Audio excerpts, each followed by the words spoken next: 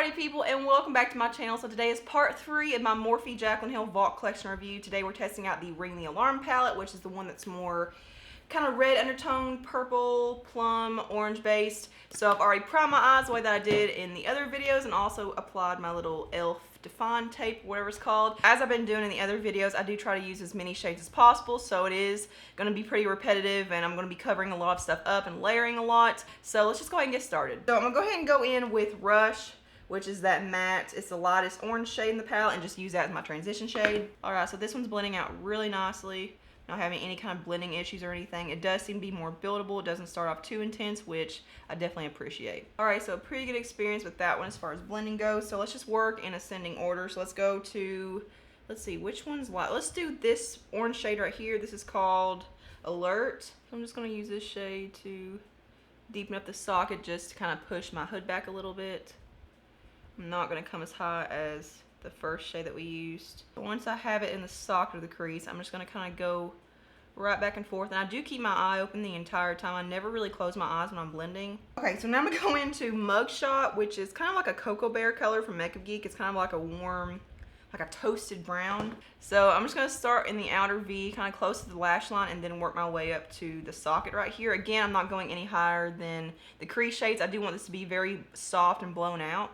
Alright, so that shade blended out really nicely. It built up really well. It's definitely, again, more of a buildable formula, so it doesn't start off too intense, which I do appreciate. And there's also not a lot of debris or kick up in the palette, and there's no fallout on my face, so I think that's awesome as well. So I'm trying to figure out the difference in the plum shades. This one right here, Siren, looks like it's more of like a satin finish, and then this one's matte.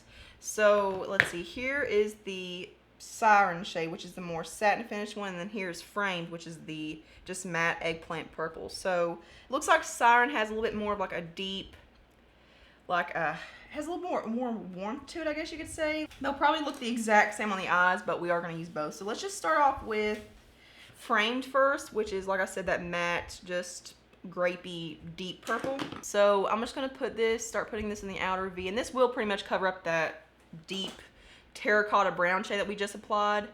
But like I said, we're just really focusing on testing everything out first.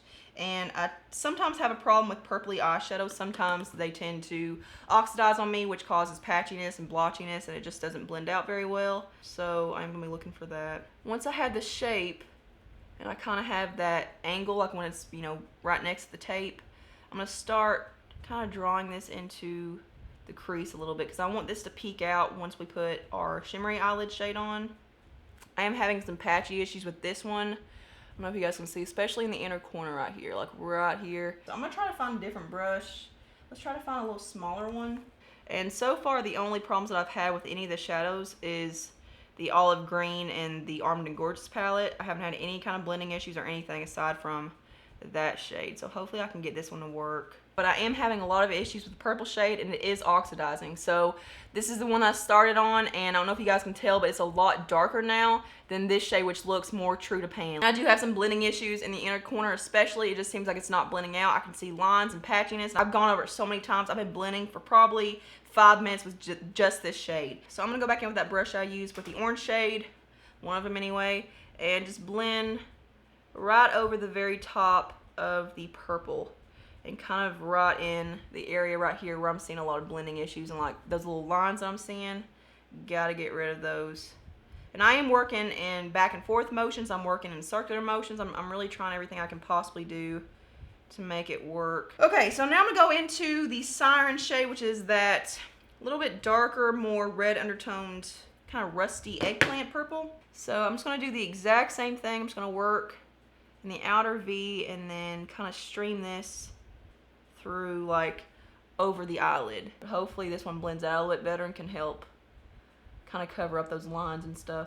So I'm just going to go above with no extra product and make sure that's all blended out.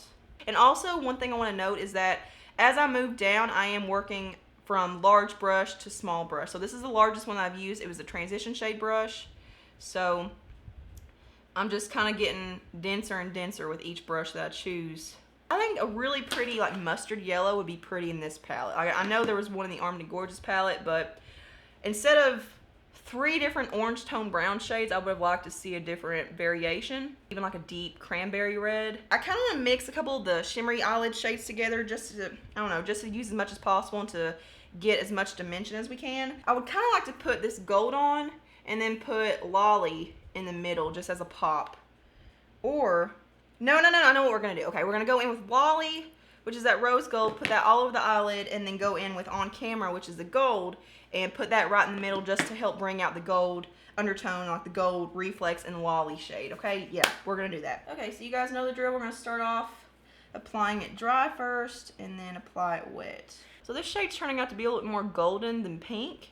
It definitely doesn't have to be wet. It does work really well when you apply it dry. So there's what it looks like dry, but I probably will go in with it wet. I just like the way a wet eyeshadow looks better. Let's just go ahead and try it with our finger first.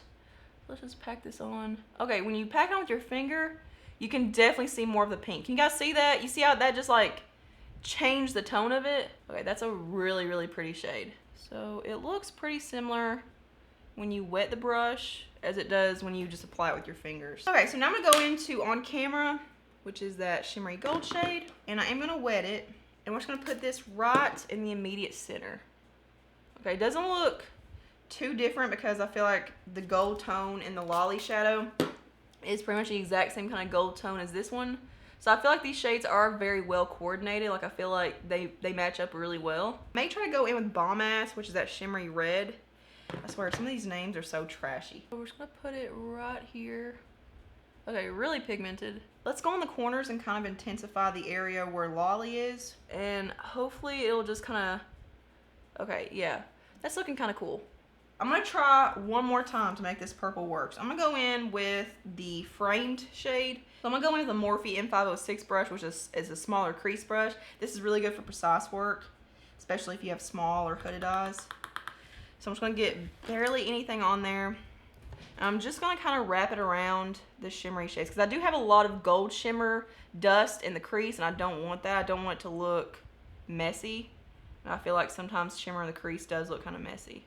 So I'm just gonna round off the eyelid shade. All right, and then we'll go back in with, let's just go back in with Rush, which is that first orange transition shade that we used. I'm just gonna really closely and really slowly move that back and forth in the upper crease again, just to kind of re-intensify it because we lost a lot of the intensity with the purples. Okay, so I feel like that looks better. So now I'm gonna go into a brow bone highlight, and like I said, we don't have one, so I'm just gonna go into the Dark Magic palette again. This is what I've been doing in every video. I'm just gonna take Poof and use that on my brow bone to clean everything up. And a brow bone highlight is a necessity for me because a lot of times I'm a little messy and I also bring it up too high sometimes. If you do it the right way, it'll fade that very top layer of shadow so that it kind of lightens it a little bit to where it looks like you applied your transition shade a little bit better. Perfection. Now let's go into an inner corner highlight. Let's go into maybe the Bling Boss palette. Nope, no inner corner highlight in there. Maybe let's try the Armed and Gorgeous palette. Let's go into VIP, which is that really, really stark white.